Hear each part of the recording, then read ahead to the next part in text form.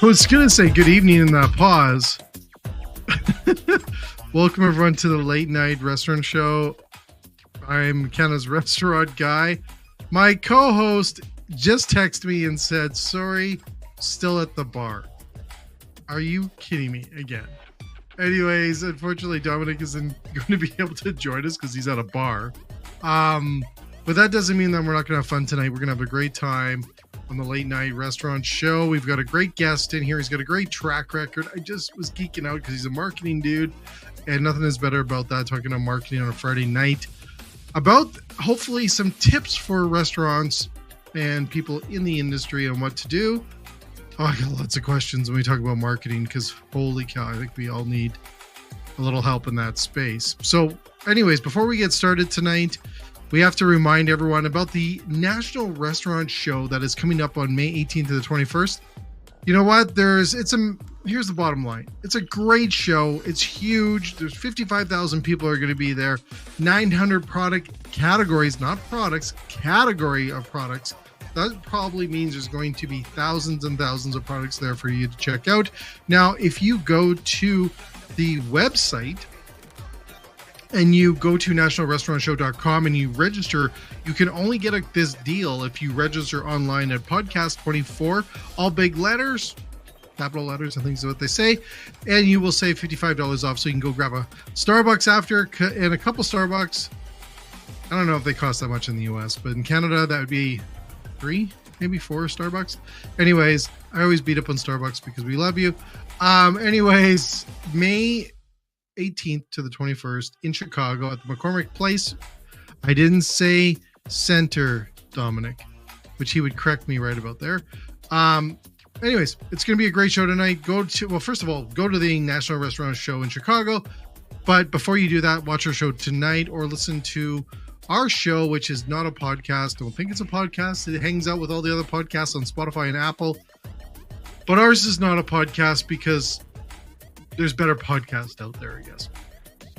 I shouldn't say that when you have a guest on because they probably go like, what the heck am I doing here if they say it's not that good. Anyways, we're going to roll this intro. Then we have our guest in here. And Justin, it's going to be a fun night. Anyways, here we go. We'll be right back after this.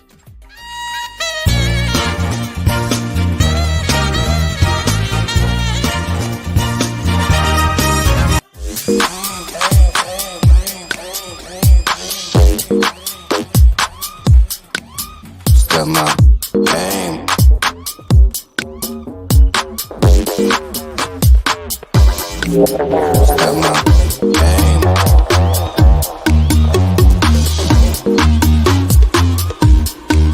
Step my game.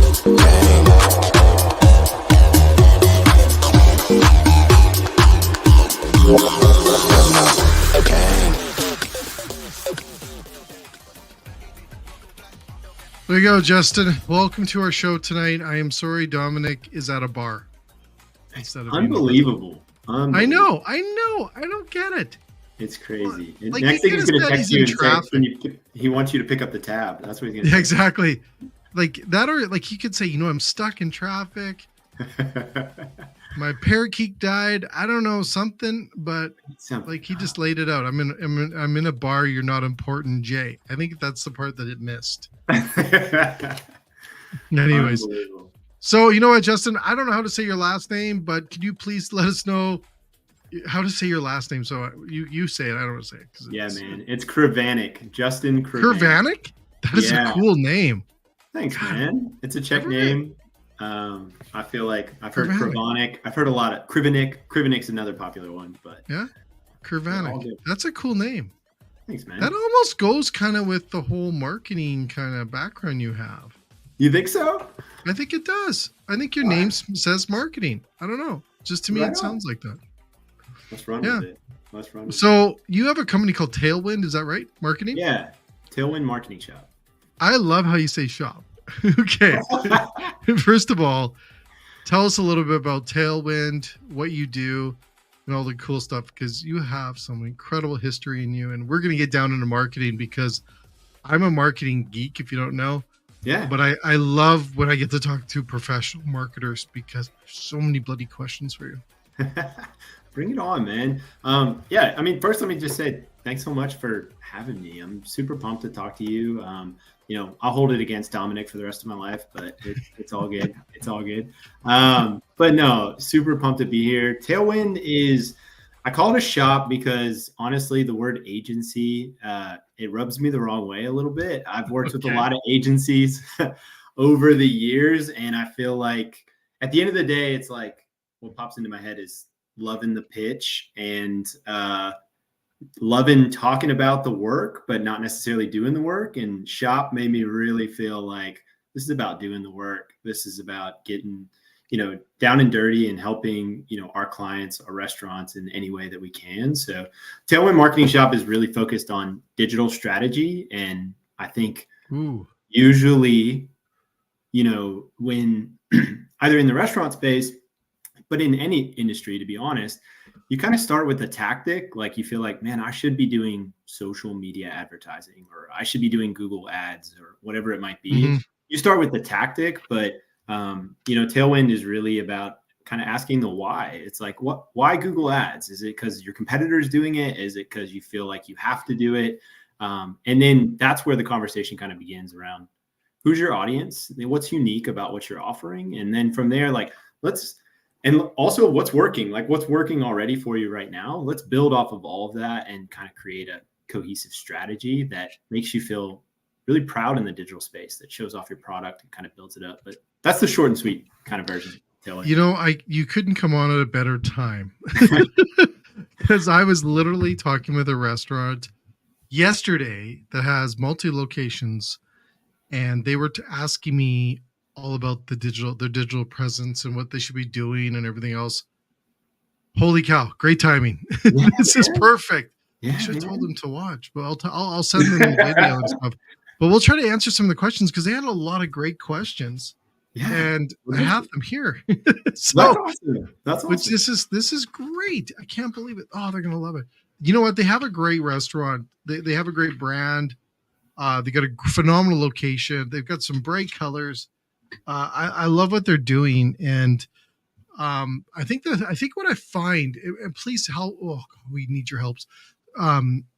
Is that there is this thing that so many restaurateurs that I've been meeting with numerous times, they just don't know anything about social, and it's not their fault, and no one is blaming them. Half of them didn't go to restaurant school because no one doesn't really exist. It definitely wasn't restaurant marketing school, and definitely not social media restaurant marketing school. So we need your help. And so I don't know how many questions we have here, but it might be a long show. Thank God Dominic isn't here. He just messed up. So this is good. So where do you start? Okay, so you're sitting with a couple of guys. They're looking at their restaurant. They want to get their message out there, and they want to tell people how great their stuff is. They're about to hire a great social media person, but they don't come cheap. We know that. They typically don't. What do you do? What do you say to them? What's your first step?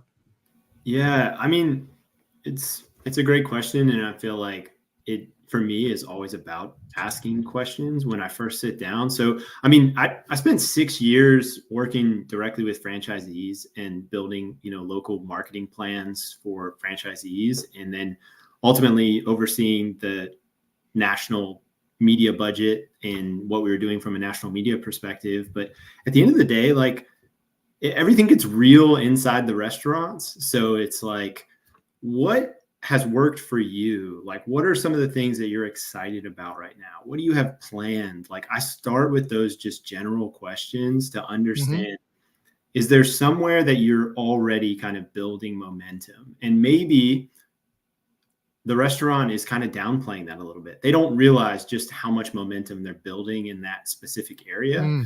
But if it is true, then there's an opportunity to build off of that before we launch into a completely different tactic, before we get distracted by kind of the next thing. So I always start with questions. I feel like usually how those conversations go is, yeah, we used to do that and it worked really well. And then I always followed up with, well, why'd you stop? And it's like, yeah, we got busy, or something changed, or something else came up. So it's like, there's something to follow there. There's a thread to follow. Like, that worked well for you guys. Let's kind of pick that apart. But then it's like, if you are working with a group where specifically social media is like, it's a box that they have to check and that they want to build on, and rightfully so. Like, it's so important as people continue to eat with their eyes and spend so much time on those platforms. Then from there, I think it's like, realistically, what can you accomplish on a day-to-day, week-to-week basis on social media that you're proud of? Because I think it's immediately, you start kind of comparing yourself to what's out there. You start comparing yourself to people who are doing it really well, potentially with a much bigger budget than what you have. And you have to recognize kind of the lift that's required from a content creation perspective. And you can't just believe like, once we start this, we're going to be good to go. It's like, who's going to be in the restaurant kind of shooting that footage? Yeah. Like, what are you going to capture? So it really starts with a ton of questions, Jay, and just kind of, figuring out like, what are you after? And then from there, it's like, all right, let's narrow in on how we make that a reality and how we build on it. So the two gentlemen that I met with, this is a new location. Okay. And they're both new locations, beautiful. Like, they're just stunning locations. Busy. And it was funny because when I was in there and they were kind of, looking at me for the answers, which is, hopefully I gave them some good ones and we're going to connect again. But I said, turn around. And the restaurant was really busy. I think it was like 2 o'clock, 3, between 2 and 3. And it was busy. And that's typically not normal at that time to be busy. So it tells me they have a great product. Yeah. But I said, turn around. And everyone that was in the room, first of all, the demographics is probably that 20 to 30 range, maybe a little younger even. But I said, turn around, and everyone in the restaurant had their phone. Even if they were sitting with someone, they were looking at a phone. And it was like, look at that. That's the connection that you have. So one of the things that I brought up, because obviously cost comes in, like, what should we, and I'm going to ask you this question because this is a question they asked me, and hopefully I answered it right. And I apologize if your number is different than mine. But how much do you spend on social media marketing today as a restaurant? Like, what is it, a percentage of your sales? Like, what is it? Like, how much do you spend? Yeah, I mean, I think it's different for every restaurant, but like, I do think, thinking about it from a percentage of sales perspective is, a good way to look at it when, because you're already doing that with your marketing budget as a whole. So you're looking at your marketing budget as a percentage of sales, and then you're looking at percentage of your marketing budget that's dedicated towards, paid advertising on social media and what you're doing there. So I think it's a good way to cut it up, but it also depends. Like, if you're doing a lot of events at your restaurant, if you're doing a lot of things that really require, promotion ahead of time in short periods of time where you really need to get kind of a strong reach, you might be spending a bit more, but you have the upside of those events depending on what the cover charge is, or I just think there's a lot of variables on how that goes. But I think for the most part, it's like, take a percentage of your sales. And from there, it's, make sure it depends on your check average as well. It's like, make sure that something there makes sense for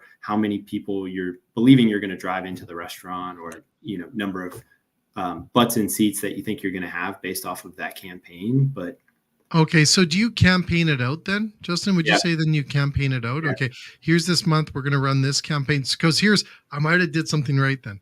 So I'll just show you my graph. There's my line in the meeting. I don't know if they're watching. I think the one gentleman might be, Rob might be watching.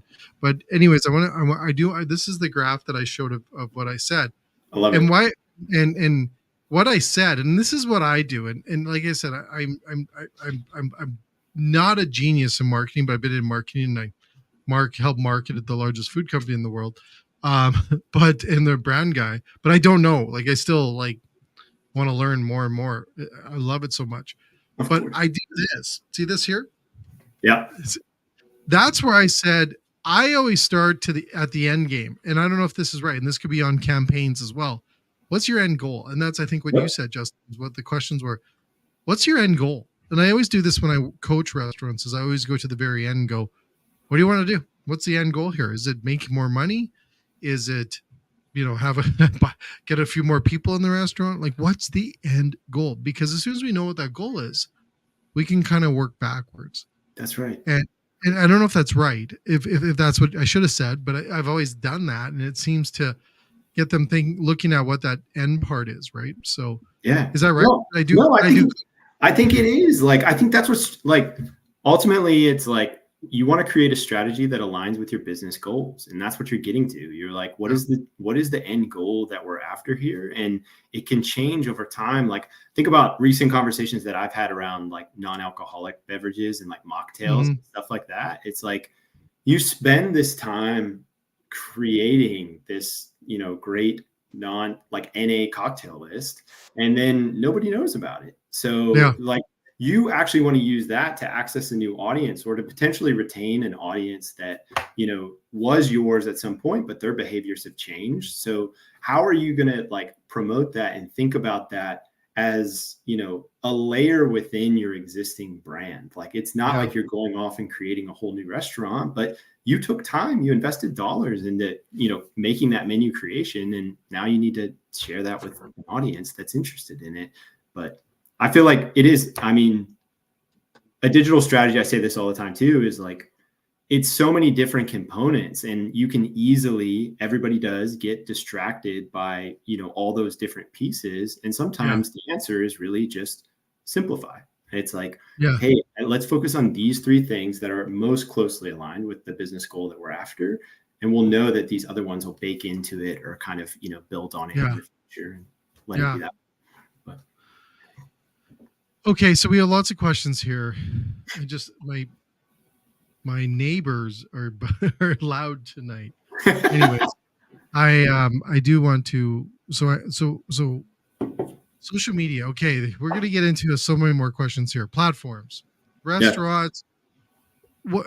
This is probably one of the second most questions I get all the time when it comes to social or digital content. What platforms, Justin? What platforms do restaurants go on? I get it too, right? You get that? Oh, of course. And again, I think it comes back to realistically, like, how much content are you able to create? Or do you have someone in the role that's going to continue to create that? Are you working with a partner that's going to help you do it? But I think Instagram and TikTok are the two that people really need to be thinking about. Not to ignore Facebook, especially the paid opportunities, with Facebook. There's still a lot. So is paid good? Is paid good on Facebook? Yeah, like, I think in terms of like reach and depending on who your audience is, like, there's absolutely like. Now, would you pay? Sorry to interrupt. I get so many questions. I get excited. So pay on Facebook is okay. Paid ads. Yeah. What about paid ads? Paying on TikTok. Paid ads on TikTok? Yeah. Honestly, like, I haven't done a ton of that, but I've been reading articles on it, and I've seen like a lot of success from what's being built there. And I think it is a great opportunity, but I haven't worked directly with a client who's like, I think doing it really well and like, spending money on an ongoing basis on TikTok. It's always been organic content and then kind of letting the algorithm do the work, which they have a ton of success with that you almost like say like, I don't know if you need to spend money on TikTok. Yeah. You're already kind of. Now, do you believe that if you do the right things, and trust me, there's a list, it feels like there's a list of posting and doing different things on social. And there's like, you do this, and this week it's video, and next week, okay, you got to do this. Like, it just changes all the time. Yeah. We have a question here too coming in. So we'll get to that question in a second here, but what okay. I almost lost my train of thought. There's so much here. Okay, so TikTok, I have done a paid ad on TikTok to test it. Yeah. Insane. Worked like and a low charm? cost. Sorry? It worked well, you're saying? Oh, 10 times, like maybe even 50 times better. It was Nice. crazy. The numbers just shot up, but they shot up fast. Yeah.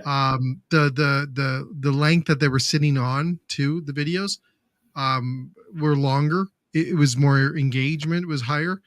It was really good. It was really good. And it wasn't even close to how much Facebook or Google ads or even YouTube will suck out of you, because I find that they got me good. I Yeah. was spending between 7 to 15,000 a couple of years ago a month, Wow. and they were really drinking you hooked hard. And I want to say this, and Justin, please jump in on this, because this is one thing, and I want to get to this question here in a second. Is they what I noticed as well, and I wish YouTube would do this, because I want to tell everyone this, because maybe a lot of people don't think of this, but I thought of this the other day, because I'm guilty of it, but I also haven't done it in about 2 years. I wish, so I'm okay. I wish YouTube would tell you where the viewership comes from Yeah. on their video views, because I don't know if a lot of people know that if you tag certain locations in the world, or you geotag a video on YouTube, your numbers will go up like ridiculously huge and ridiculously fast, Interesting. because YouTube is a global brand, like it's a global position. So I could tag Mexico City, and I could use a few keywords in the description that drives more viewership within Mexico City. Right. A lot more people in Mexico City than in Canada, right? So you would tag those big centers that didn't have any, like, it didn't make a difference in your circle of influence of driving sales growth Yeah. within your restaurant, but it made your numbers look phenomenal. Yeah. And we did that one year, and I think we reached 7 million people that year. But were they in Canada? Most of them weren't in Canada. It was in the US, Mexico. We had some over in different countries, Europe, those things. I'm on a poster somewhere in some country. Uh, but They love you. exactly. Right. So I wish they described that, because a lot of people, and I say this to get to my point on social, is a lot of people will look at those numbers on social platforms, from likes and looks or views or TikTok views, all these things, and they determine the success of that person or that campaign sometimes just off of those numbers. Yeah. And then sometimes people charge other people based on those numbers without clearly asking the right questions when they're hiring someone. Or I could have sold things like crazy with 7 million people, but I was always hoping, okay, don't ask where they are from, because they're not, it's not Canada. So I just wish I wish more and more people would understand that, because also they think that you're the next Mr. Beast because of the numbers. Yeah. And I think when you look at the numbers that you're generating through social, even if it's on TikTok or Instagram, Facebook or LinkedIn, even to get I think Sean Walchef said this. I always say he's like the grand poobah of our industry. He's awesome. I don't know if it was him, but someone said to me recently, like 500 people is a lot of people. Yeah. If you get 500 people in a room, that's a big room full of Yeah. people that's listening to your message or whatever it is. So sometimes it's not the 5,000 people that you're looking to get. It's 500 people that, I take that as a win. Yeah. And people, I think, are looking at some of these celebrities or these YouTubers or influencers that get these big numbers. First of all, question where they're from, question the growth rate that they're getting them from. Ask those questions. If you're getting, you're hiring someone within your restaurant, look at look at them, but don't determine the full success of what they're doing based on those numbers, because you can manipulate the game, let's say. I agree. And I think it's like so well said, because I mean, like everything that's required to run and market a restaurant is, like, when you think about the technology, you think about all these different pieces, like it's all way more complicated than it had been in the past. And I feel like you have so many different pieces that, as it's gotten more complicated, I think continue to fall in this broad bucket that's called marketing, like for restaurants, and it like falls in this bucket. It's like, well, marketing responds to reviews. Well, marketing does this, and this bucket continues to grow and grow and grow. And then when you're stretched for time or when you're stretched on your budget, you start painting with a broad brush, and like you start thinking that like, hey, I have a good enough understanding of what's going on here. And that's where I think, pretty critical mistakes, going back to what you were saying, can happen, where it's like, man, these numbers look awesome. But in reality, the targeting was like completely off. And there's not someone to kind of dive into that, maybe walk through it with that restaurant owner, that marketing manager, whatever it might be. And the same is true about adding new tactics. Like I wrote a blog post about this at one point, because it was just like, there's always this allure of adding something new. And if I need to continue growing, I need to add something new, when in reality, and in working with clients, I've seen it time and time again. It's like, there's inefficiencies within the existing things that you're paying for, like on a monthly basis, that, can be either cut loose for good because you're not using them anymore, or we can revisit those and we can make sure that you're extracting value, from that before we go chasing kind of the next thing. But again, when you're feeling that pressure, I get it. Like rent's increasing, like, cost of goods are increasing. You're feeling all these things like, I got to be up over last year. I got to be up over last month. Like you start questioning those channels, and then you potentially make that mistake of like painting with a broad brush, believing something about it that you don't actually. And that's where, going back to what you were saying too about being a marketer, it's like, you're always learning. Like technology is always changing. Like nobody is a professional except for maybe a second in time. And then it's like, you got to keep on growing. You got to keep on figuring out what's next. Well, let's ask that question, because I don't want to ask all social questions to you, but do you find then marketing is shifting a lot in the industry right now? What's working right now on getting people? Because one of the top things right now, and if you don't know, people don't know this in the industry, we should maybe check out, is you need foot traffic. How are we driving foot traffic right now into restaurants with marketing? Yeah, I feel like I think it's coming back to brand. It's like coming back to like, what is it that you stand for as a brand, and what is it about the experience in person that, really kind of brings that to life for me, or adds a level to it that I don't experience when I'm ordering that to go or when I'm ordering that online. I think brand is a really big thing. Like we all recognize brands that we love for the reason of like, they caught our attention. They stand for something that we stand for. And like, though that storytelling and like that true kind of commitment to who you are is, I think, what people are using to make a decision of, am I going to go here, or am I going to go there, or am I going to, stay home, be loyal to that brand at a distance, but still make the trip next week and, actually be in that experience. I think that's a really big one, Jay, is just that storytelling and that kind of like brand feel. How important is humanizing brands today? I think it's absolutely critical to like make people. What were you going to say? No, I was just going to say it's a good answer, because I just said that to our president yesterday. So keep going. No, I think it's critical. Like, I mean, especially, I don't know, we could go down a rabbit hole talking about AI and like, how continues to push forward, like the need for personalization, the need for being human will continue to be like top currency, top value item that people are looking for. And I think, there's been some amazing brands like over the years that I think have like kind of paved the way for a way to do it.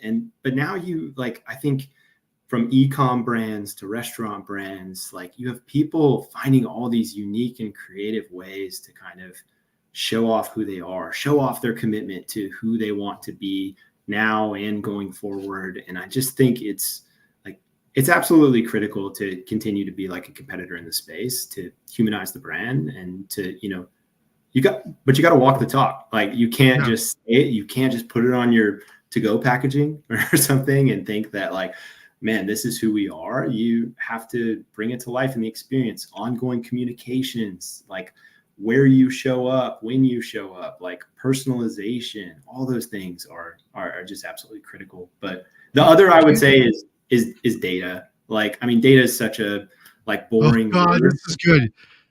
It's such a boring word, but like to get No, butts in seats, like it's about uncovering data and making it actionable for driving that select group in. Like, make sure you're targeting the right message to the people who want to come into your restaurant. Is it yeah. people who have kids? Is it like, but uncover that data and build on that.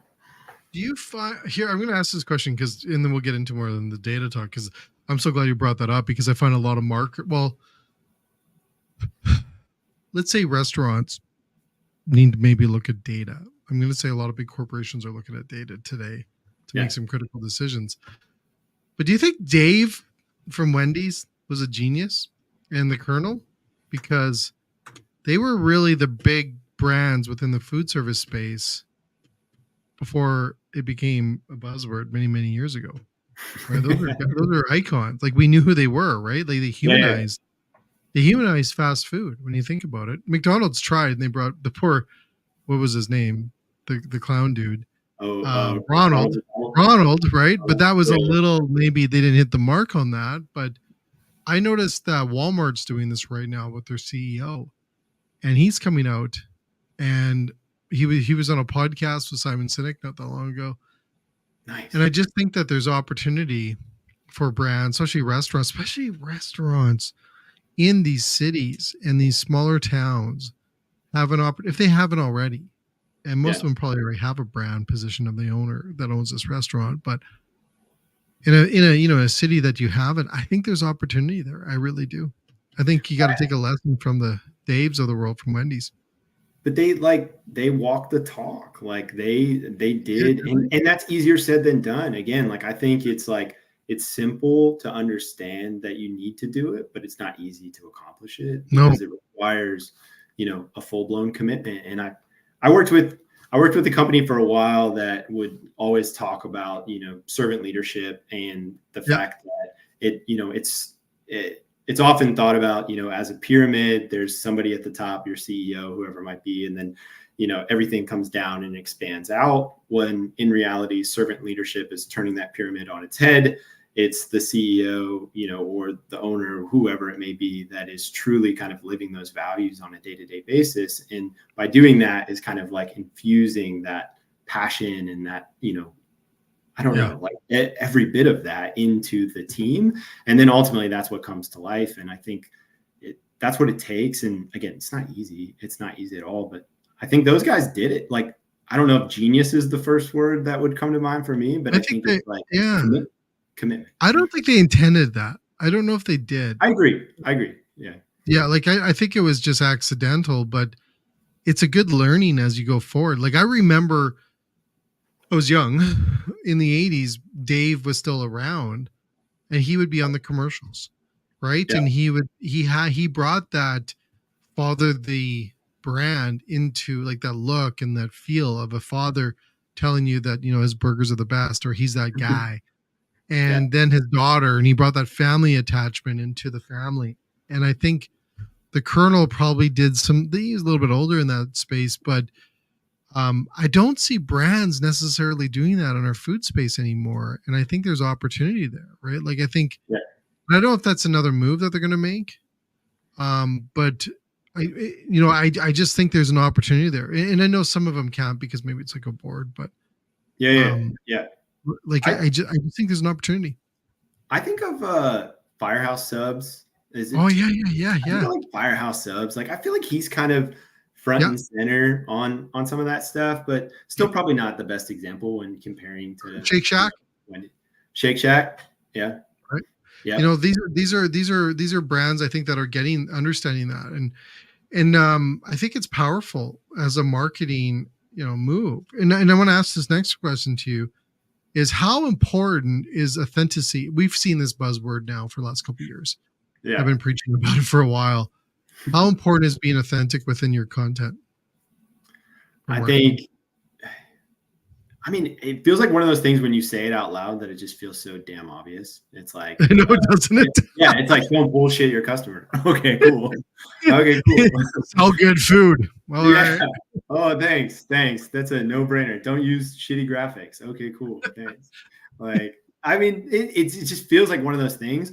But what I will say is I have been the marketer on the side of you're kind of faced with that moment where you could, I'm trying to think of like a good example. It's like where you could kind of have a smart quip back to like a review that was written or a comment that was made on your social, and you hesitate because you're just like, I don't want it to be taken the wrong way, and I don't want it to come across as like me being a jerk in any way, but it feels on brand for me to say this right here right now.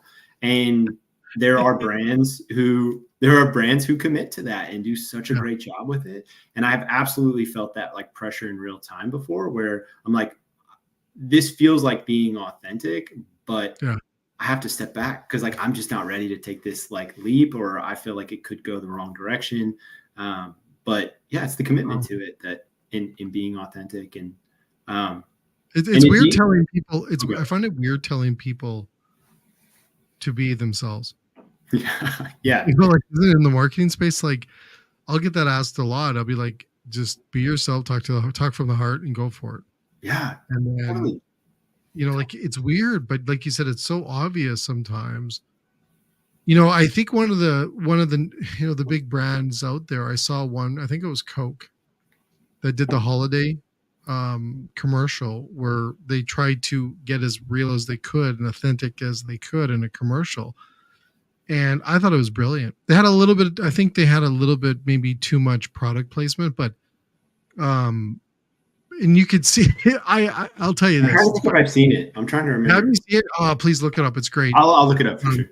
Look it up. But what I say is because you can actually see, I don't know, I see it because I used to live it, but you could see that the creative guy said, let's do it this way, but you still had the board that said, no, let's do it this way. Yeah. And you could see which part of the commercial was board driven and which was the creative guy.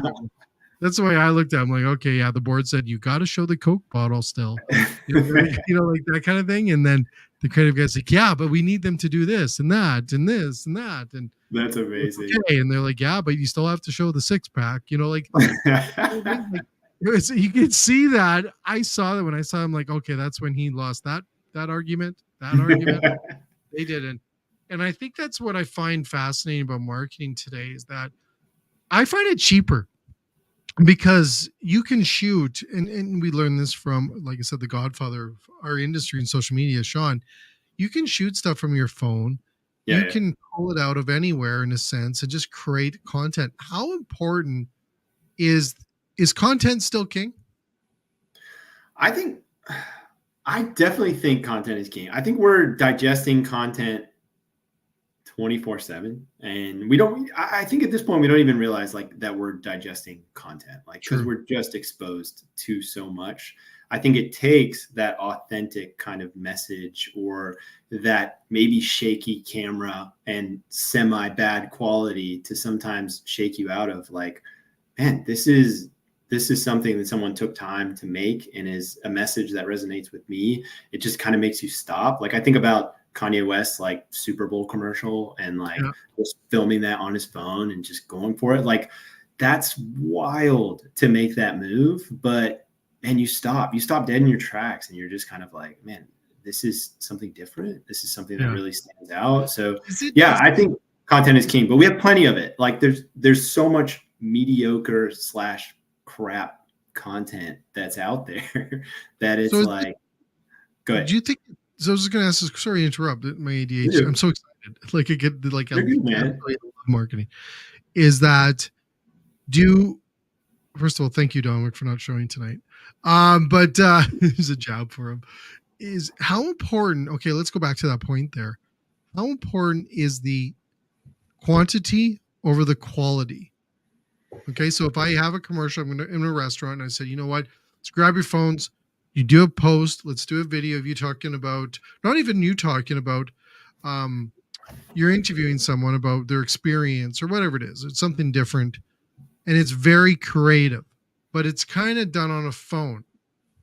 Is that powerful, or is it more powerful to make it nice and shiny, go hire someone and do one video instead of maybe doing 10 because it Yeah. costs so much?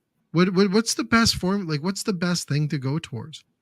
Again, at the risk of like painting with a broad brush, I think it comes back to like who's your audience. But then I would say, then you have to think about frequency. Like, it's like, how often are people going to see it? And if I think that's a conversation I have a lot too. It's like, we want to believe that we just wrote this perfect email or that we just made this perfect social media post. And then by putting it up one time or sending it one time, everyone's going to read it and get it.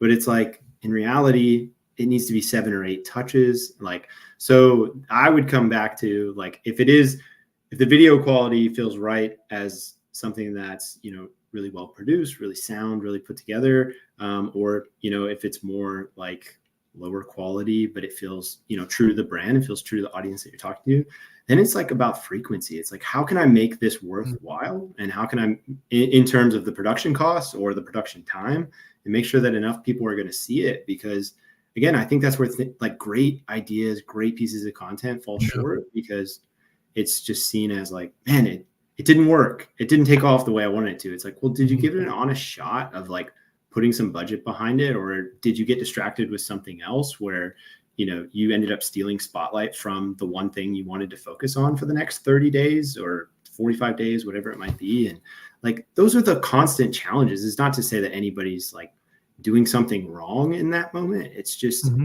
that's the world we live in, especially as marketers. Like, you're just constantly pushing and pulling from like, oh, we got another good idea over here, or we have another activation over here. We need to make sure that we give it some attention. And in trying to kind of spread the wealth, sometimes you just end up dulling. You kind of dull everything, and it gets I say from the experience that we had with our shows, we went with quantity. I'm sure we could have polished and cut and added and everything else.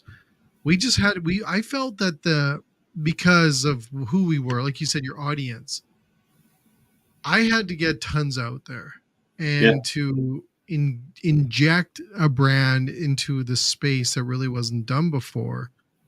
And that was where I was like, okay, I'm competing with a hell of a lot more smarter people, way cooler people, and celebrities and everyone else in this space. I'm going to have to go, like, you kind of, like you said, you kind of go down the plan. Okay, well, what am I going to do now? Yeah. Am I just going to be par, or am I going to go for the top? Of how am I going to get to the top? Okay, we're going to have to look at the quality, but we're also going to have to look at the quantity. And then will we give like a 75% quality, and then we'll go with 100% quantity? Will that give us the numbers that we're looking for, like the show formats or the show strength and stuff? So we went that way. It worked for us, but I do find some restaurants really don't know those answers. And I think that's like you said at the very beginning, sit down, ask those questions, go through what your goals are, strategize. How hard is it? Like, what do you do? Because you have companies out there with creative directors, creative people, and you have a restaurateur there goes, I just need to get the message out through social media. Where do they get their ideas from without having to pay someone for them? Yeah, I think like, I find restaurateurs are so creative. Like, I mean, they're just, I feel like they're creative in, creating a menu, creating a great experience, creative in how they engage people and build off of that. I think they're observant. They see what other people are doing. They see what, brands that they admire. That's a question I ask a lot of the times when I'm talking to a client is, what are brands that you admire? And then we talk about why they admire them. And then we ask like, oh, how does that resonate, for you in terms of your business? Like, do you feel like that's something that you're after? Do you feel like that's something that would bode well for your business? Again, just asking kind of tons of questions. But then from there, I think it's like, I think you do have to have like, whether it's conversations with your team, it's conversations with audiences, but like, you can kind of garner ideas there, but then the owner or the person most closely involved with the business, I feel like is usually a good barometer for, man, does this feel right for us? Like, that's a cool idea, but I don't know if that's like right for us. And sometimes you got to push a little. Sometimes you got to say like, hey, but look at it this way. And that's, an opportunity to kind of present the facts and the data around it. But I feel like, I don't know, I'm an eternal optimist, and I feel like we're all creatives. Like, honestly, like I think we're all. I'm with you. I love that. In some way, it's just maybe you struggle to articulate it, or maybe you struggle. You have to work it too, Justin. You got to work that other side of the brain, right? You're right. You got to work it, and if it's no different than like I have like the business end side, but I have the creative side, and if I work the creative side too much, the business side kind of goes a little numb. Yeah. And a lot of very creative people will just stay on one side, and then they don't work the business sides enough. And I'm guilty of that. I have been through that. Right. And then you see a lot of people like restaurateurs that will focus so much on the business side. When you say creative, they're like, huh? Like they just they haven't worked that at all. Yep. So I agree with you. I think you need to work.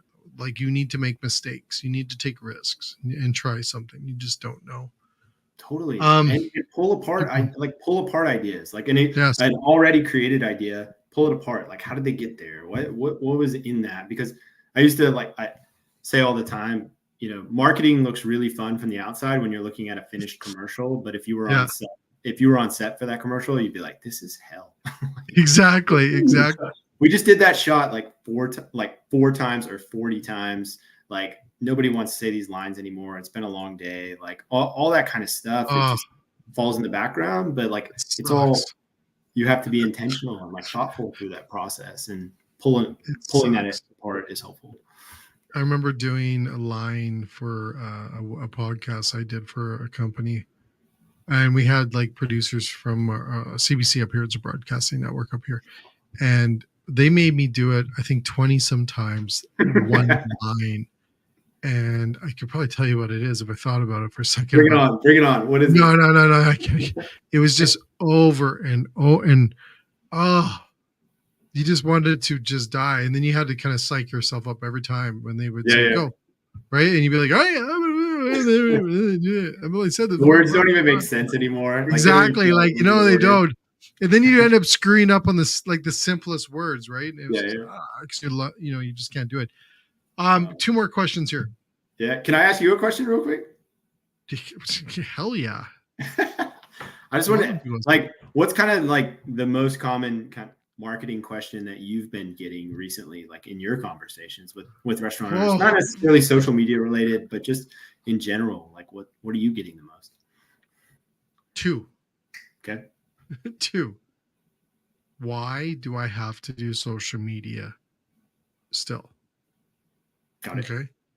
And then the second one, why do you keep asking me to do podcast as a restaurant?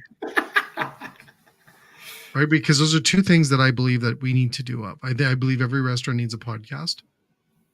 I look at podcasting as one of the last, and I look at podcasting a little bit different than almost like I look at third-party delivery. Yeah. I look at third-party delivery. I might be the only guy on the planet. I look at Uber Eats and DoorDash and those guys. Of course. I look at them as not a profit generator. I know everyone's like, huh? I look at them as a marketing channel. Yep. That's what they are to me. Don't think that you're going to make a lot of money on it. You get a little. So it's actually kind of a good marketing channel, because then you can see the results based on what your dollars are that you're making off of it, but use it as a marketing channel for your business, not as a prime revenue stream, because then you get mad and then you put evil things out there and we complain about it. So that's the way I look at that.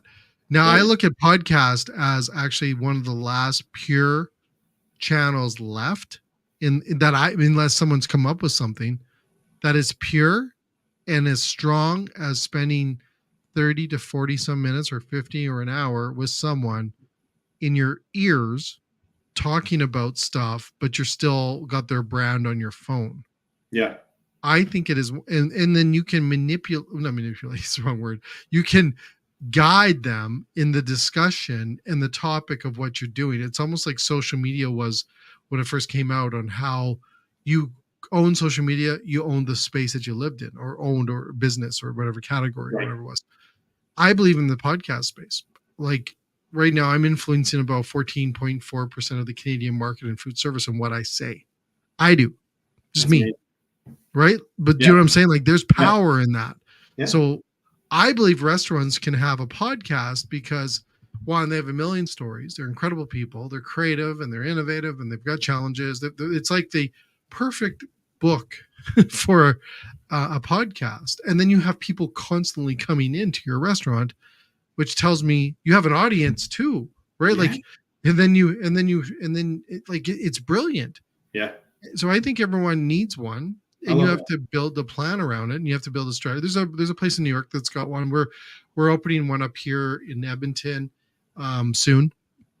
We've got a few more that are hopefully coming out. One in Calgary too, but I believe that they all need one, and it's more than it's because the only problem is right now within that space is the technical side of it. So we're working on some stuff right now to get rid of that technical part where you don't need the cameras or the mics and stuff, that you can just record off your phone, and next thing you know, you have a podcast.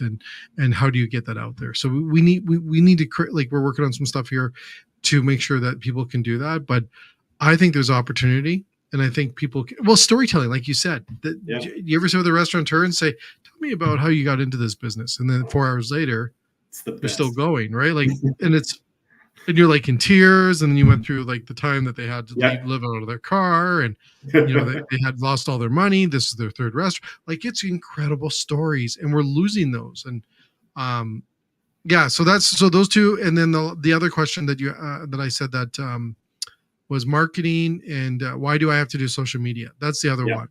Yeah. And then I look at, I spend a lot of time listening to Gary Vee, trying to get Gary Vee on the show. Nice. Is hint, Gary, is that he's on right now. Yeah, exactly. I take a lot of what he's doing. That, like, I look at his shows, his podcasts, like they're raw like mine, and I take that from him a little bit. And I've seen how he's growing his brand, and I'm trying to do some similar things like this. So I'm a student, let's say, of what he's telling us. But I look at what he's always kind of said, like in the social space, it's free to a degree, but I think social within the food service space is still new in a way. Like, it's been around for probably 20 some years now, but it's still new in a sense of the ability to get the message out fast, frequent, and where people live today, where your audience lives on social. And we look at the numbers in Canada, where 95% Canadians are on social media every day. We're beating you guys out. Damn. We're 95% Canadian. We have nothing else to do. 95% of Canadians, that tells you how bad TV is. 95% of Canadians are on social media every day, and they're on social media 2 hours and 54 minutes, I think it is, per day. It's almost the same amount of time as the Godfather movie. Wow. Every day they're spending that much time on social media. So when you look at our space in food service, like, you know what I'm saying? Like, it's a channel into them people. And then when I look at marketing today, saying, hey, be yourself and be raw and authentic, and don't have to worry about being polished, use your phones. It's like, is the math adding up? It sounds pretty inexpensive. It's just a commitment, like you've said. Yeah. So I get those two a lot, and that's because I preach about them all the time.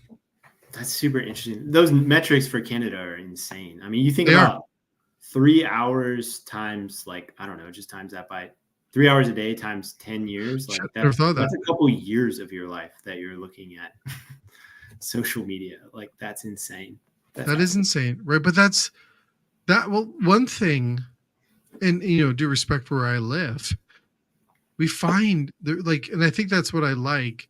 There's Canadian, post and influencers and stuff like this that are interesting, and they're very good at what they do.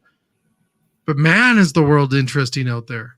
It Yeah. is interesting, and just like the more crazier it is, the more that I think we want to go to social to find the crazy ones and find Yep. what's going on out there, and to learn. I think also the ability, we call it edutainment on the shows. That's why we do the shows these way. But is I think the more people want to learn something, have a little fun, get the dopamine and enjoy it, but at the same time learn a little. Yeah. But we tried that model. But I think Canadians are big learners. We want to learn more. We want that secret sauce.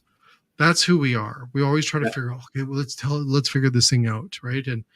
And I think that's what's caused us to be successful in what we do. But I see that also. But that's probably there's probably multiple, seasonal, and like when it's -40 out, we don't like to go outside too often. That'll So it do might be, like that might cause those numbers to go up too. But it is staggering that restaurants don't leverage that. I do have I have a couple other things here I want to share with you though. Yeah. I do have to ask you this question, but then I got to get into them. I got to write it down, writing my notes down because I forget, because I get excited about this. How important, and I'm sorry that we stuck a lot on social tonight, That's all but good. I want to talk a lot about around live. That was the question that we had with these gentlemen at their restaurant yesterday. And I've done a lot of live stuff on TikTok, and I've done, this show's live to tape. How important is live content today in maybe in our industry in a sense? Man, I feel like there's definitely somebody who would grill me on this and like feel differently, but like I don't think it's that important. I think if used in the right way, it's a way to differentiate yourself. Mm-hmm. But at the same time, like I think your stories can do just as much in terms of like giving something that sits at the top or becomes a part of someone's flow as they're already, scrolling through, and that's what comes up.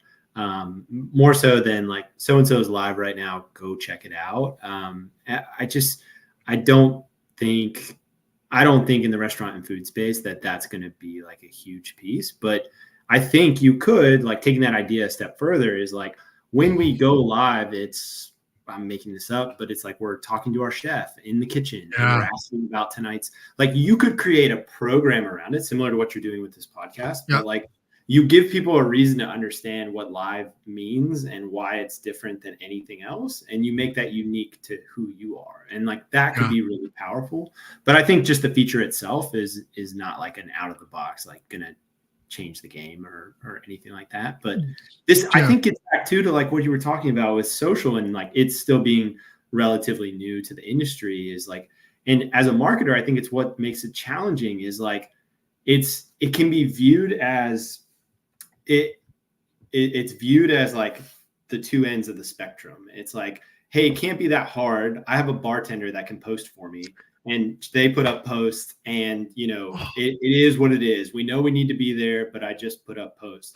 And then the other side of the spectrum is every time we post, like, we don't get anywhere close to as many likes as this other brand that's in our city that has been spending however many years building this following and building the content and like all these different things. And I feel like as a marketer, that's when you have to get back to the things that are very boring to talk about, which are like, but we have to grow this over time. And if we measure this, then we're going to understand, are we growing? What's helping it grow the fastest? And it's all that middle ground before you create something that's like truly standing out and has like a really strong engagement rate and like all these different things. But yeah, it's a marathon. It's a marathon, eh? It's a marathon. It's like it's a marathon. It's the work. Everything requires work. Like there's no silver bullet. We've been looking for one forever. Well, I find like in the podcast space, when people are like, okay, I'll do a podcast, and they'll do 6 or 7, 8 shows, and they hope that they're Joe Rogan after 8. Yeah. And I'll tell you, it is a marathon. Like it took us, I think we're just over 1,500 shows right now. Wow. Good for you, man. But that's a commitment beyond commitments. Like we're doing we're doing more shows in 1 week than most do in a month. And, like, and that's a commitment. And all the reasons why I told you earlier, but is that, and also it gets also addictive as well, right? 'Cause I can believe that. You want to interview all these amazing people. You want to learn so much. And I take it as my learning. Like you want to learn every night, host a podcast and get amazing people like yourself, Yeah. Justin, on, and they teach you and you record it and make a podcast. That's the way I look at it. But I love I that. find all this stuff in social. If you're gonna post something, don't look at it and go, okay, well, it didn't work after 3 posts, or like you said, you post it once and okay, well, we'll post again. That okay, well, they're not working. Well, it's a marathon, it's a plan, it's a stretch, it's a commitment. You have to be in it for the long haul. You're not going to get the viral overnight unless you're like, it's like winning the lottery. Yeah. But you're not getting, it takes time. And I think the systems are set up that way. I think Instagram and LinkedIn are set up that way. Until you get into the algorithms, I think they're set up that way for you to, it kind of weeds out the good ones. Yeah, it's like prove your commitment. Exactly. Yeah, prove yourself, right? Yeah. So I got another 2 more. Yeah. UGC. How important is user generated content in restaurants today? That's another question we have. I'm a huge fan of UGC. I feel like it's such an awesome moment to like get content, of course, like from people who love your brand, but it's also such an amazing opportunity to just show appreciation to that guest, and to build a relationship that's a bit deeper with that guest. Like, I can't tell you how many times I've been with, friends who've said like, oh, I took a picture of my meal over at so-and-so and like they reposted it. I was so happy to see that. They shot me a note. Or like those things go a long way and like build a very loyal kind of like customer. And I think it's cool content. When I see it, I think, it's interesting. Of course, like, if it's a really shitty picture, like you probably don't want to push that one just because it was UGC, but I love it, man. I think it's powerful. I think every restaurant needs to I think that also what it does is and why I say this, I really learned about UGC was when I had Crumble Cookies. Oh, nice. Yeah. This person on the show, and he was talking to me about the power of their UGC model that they have, where 5:00 on Tuesdays, I feel like I'm advertising for them every time I tell someone this. 5:00 on Tuesdays is their cookie drop, and they drop the new cookies, and then people line up for the cookie on Tuesday, and then they get the cookie and they run in their car and they sit down and they record a video of doing a cookie review, and then they post it. And then they said like it's almost they don't have to do anything now because it's so powerful that all this UGC content is being created. And I'm just like, steal it. It's a great idea. Like it's brilliant. Like do something like it, or steal it or do something like it. But it is so that's powerful though. Right? Like that's crazy. And like the gentleman that I was meeting last night, I'm like, I saw their product. And I have to say this with most respect to all the other people. Well, there's 2 pizza places that now I'm a huge fan in Edmonton. One is CPK, phenomenal pizza, phenomenal. Second one is the place that we had last night. And I have to tell you, unbelievable crust. Like it was probably the best crust I've ever had. It brought back memories from the Pizza Hut way back when pizza was different. Don't take me there. That's too. Yeah, it was just that pizza crust, like golden, that gold olive oil crust, crispy gold. Oh, it was so good. Anyways, beautiful product. Get people talking about it. Like you've won. You've already won so many check marks on the list for good content. Is you have phenomenal product. Yeah. Now just get people to tell people about it. Not that you have to even get people, and I say that, is that influence them to do that. Ask them to do that. Right. Like I said, I knew a restaurateur down in Calgary that he had his staff come to every table. Here's a tactic for you, Justin, you can use with your clients. He had everyone, when someone goes to a table in a bar, this is kind of like an Irish pub, he would come up to them and they would say, "Can I start you with a drink?" And everyone would sit there for 30 seconds to a minute going, what am I going to have? And then they'd be like, what's this? What's the special? Or, like what, they would ask that. Like, it would just be like, oh my God.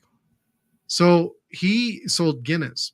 So what he said to everyone, his servers, is when you go up to the table, ask them for a Guinness. Would you like to start with a Guinness? Just that keyword, that brand association, those keywords and stuff. That's all they said. He increased his, I think Chris might be watching this. He knows this story too. He increased his Guinness sales tremendously by his service coming up and saying, "Can I start you with a Guinness?"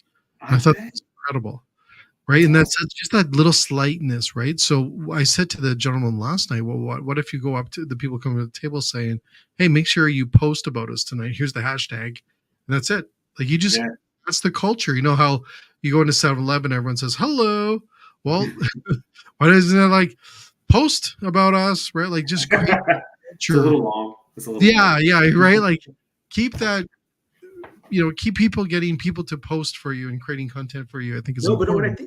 I think it's such a good point, Jay. I think what you're getting at too is like there's intention behind it, and I think when somebody on the outside would look at Crumble, they would be like, "Man, this is crazy! Like people just do these reviews, and that's wild." But like, there's Crumble reacting to that and responding to that and realizing the value in it, and then being intentional of like, okay, let's consider this as we go forward and how we build on that. Like that intention is there, and it's often unseen or like not acknowledged by others that are outside, and they think like, man, that's lucky for them. That's pretty cool that works. It's like, no, there's intention. Ask for a Guinness. Exactly. Well, I said, like if you have some people that do that, or even be, like you said, be true and authentic, post a video and say, hey guys, you know what we're doing? We're trying to grow our social channels here at our restaurant. And we want you to tell us how we're doing by posting videos when you come in our restaurant about your experience and how you like our pizzas. Like, just be honest with people. Like, some people are like, you know what? We're going to do that. I didn't know we were supposed to do that. Or they want us to do that. We're going to do that for them. Right. It's amazing when you just be so transparent in what you do that people will stand beside you and help you out. I think it's incredible. Yeah. One more here. I'm going to give you a tip. Not a tip. I don't know if I give you a tip. Oh my God. Wrong words, Jay. I love when I talk with like marketing geniuses. I love it. Here's the thing. Don't call me. I want to say this. Oh, Chris says he's out for dinner, bro. Thanks, Chris. Eat your dinner and stop watching my show. Is that I want to say this is, this is a tactic that I want every restaurateur that's going to listen to this show, and you can steal this, Justin. Okay.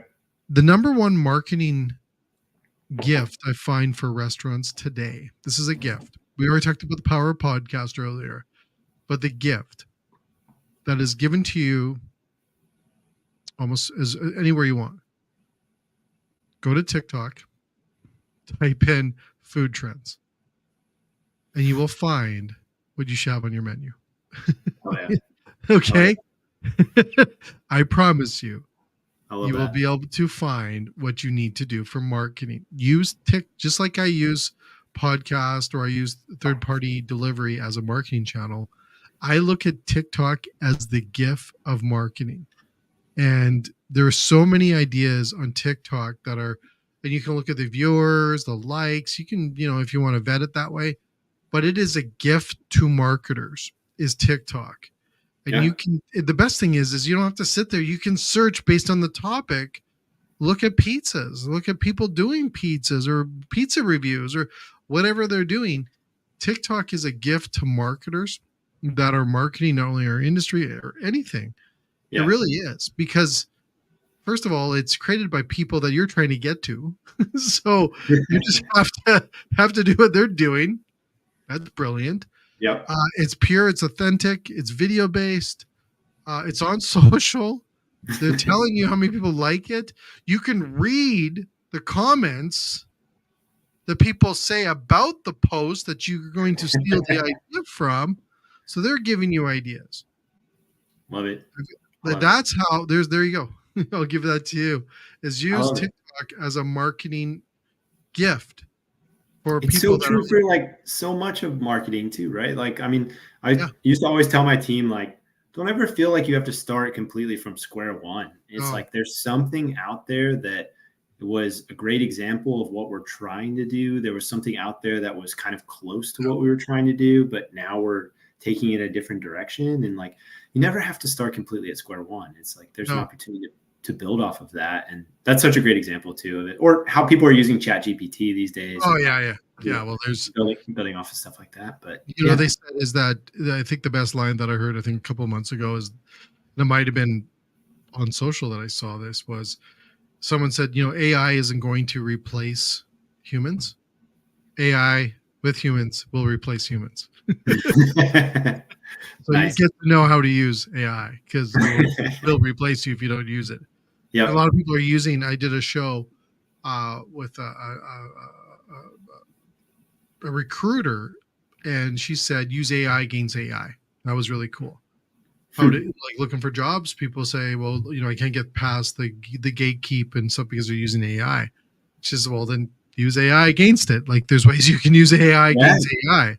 And I thought that was brilliant. And then I saw last night how, did you see this last night? I don't know if on TikTok, that there is now where TikTok, this blew my mind. I'm going to try to say it properly. AI now is, because AI is not perfect yet, right? Like, it's got its gaps, right, as it's learning. Yeah. What it's doing now is that, and I forget the website, is that, or whatever the app is or whatever it is AI now is hiring humans to teach it. No way. Yes, it's realizing and paying you to do this somehow. So go figure that, digest that tonight while you're like, is AI now is coming to humans to teach it more on the gaps that it has, because it has the ability to do that, right? And I feel like that's what we've all been doing by using it too. Like, exactly. We're repeat. teaching it, but then it's going, okay, you guys are forgetting. I don't know this space, right? I don't know this area. I don't know how to screw in a light bulb. It's hiring you. It's hiring you to teach it now. I don't like that. How nuts is that, Justin? That to me last night was like that. Oof, swipe. Get rid of this. Like yeah, that's too. Isn't that nuts? Yeah, that's nuts. That's absolutely so. Last question for you. What is your favoriteest marketing campaign ever? Man, have you seen? Someone's done Nike, Google, or someone local, restaurant, whatever it is. What was the number one you sit back and remember? I have one. I'll share that after yours. Yeah. But what's your favorite? Man, Apple. I know. I feel like Apple is like such a go-to. Like, I know. Go to it's good Apple. though. It's good shit. It is really good. Man, what stands, dude? Honestly, like, all right. Do you know what stand out? I'm gonna say this is ridiculous because, like, I haven't thought about it in a while, but it's like always comes up in conversations. And for me, it's like it's the Got Milk campaign. And okay. It's like literally, I remember reading like a breakdown and kind of like analysis of it, and it's like it's literally a campaign talking about the absence of milk, but they're selling milk, and it's just like so beautifully done. I feel like it was so simple in terms of how they brought it to life, and I think it stands the test of time. Like, I feel like people can still look at that and just respect it for what it is, and like really see the value in it. I love it, but man, yeah, I'm trying to think of some others. But what's yours? I have two. I've got two. I've got an older one. Well, there's some older ones. You know, like there were some good ones in the 80s, I'll tell you. I don't know, they're popping up on my TikTok lately. Is some old 80 ads, and there's some I love. You know, I like the Dijon one. Remember that one? No, I don't remember that. We'll look that up. That's You're giving me all this homework. I need to like go. I know you got homework. I love the eat chicken sign where the cow has got the paintbrush in his hand. Oh yeah. And it says, you know, eat chicken, not beef, whatever, something like this, or like eat chicken, and then it's a cow with a paintbrush. That is one of my most favorite. But the other one said that I saw similar, it's on a billboard. It says in need of a graphic. We need a graphic artist or something, and it's Yeah. written like crappy and stuff on like some sort of screen, like a computer.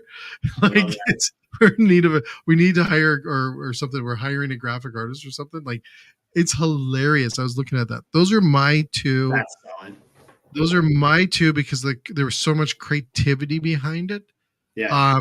If there's some stuff on LinkedIn, you can go to like there's some crazy things I saw on LinkedIn, like how, marketing ideas and stuff like this that you can see and join some groups. There's some crazy, amazing, knowledgeable. I love when they use the space into the campaign.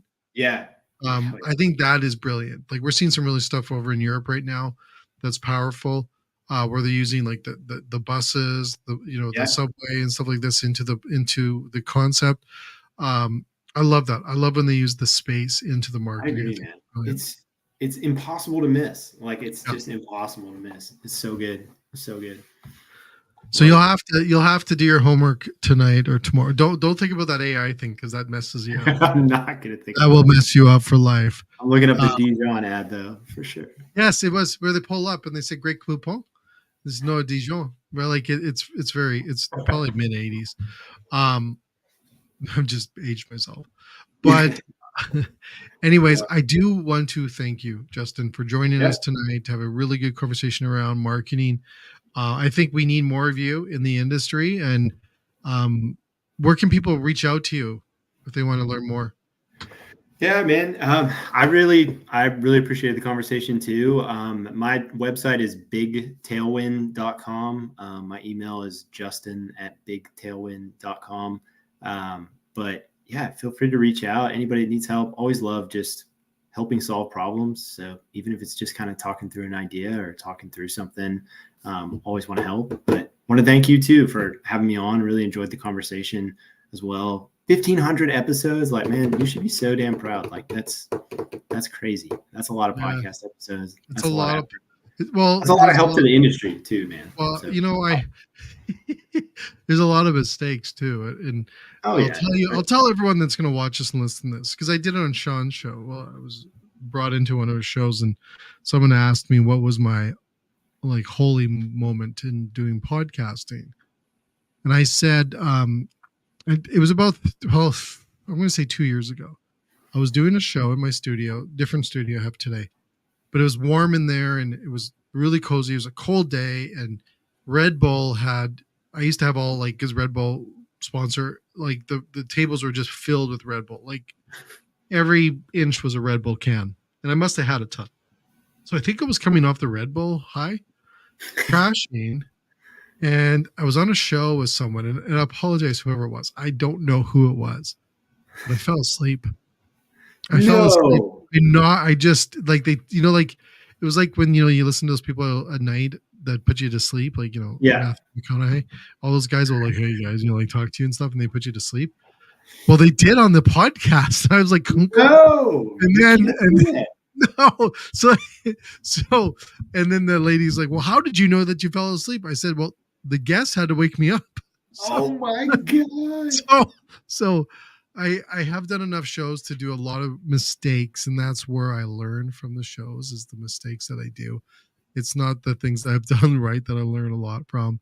But it's been a 1,500 show. We might even be more than that now that I know how many shows we've been doing, but we've done a lot and we've done it from crazy areas of the world. I've shot shows from Kiev during the war, like still the war is on, but during the war at the beginning. We've done shows in New Zealand.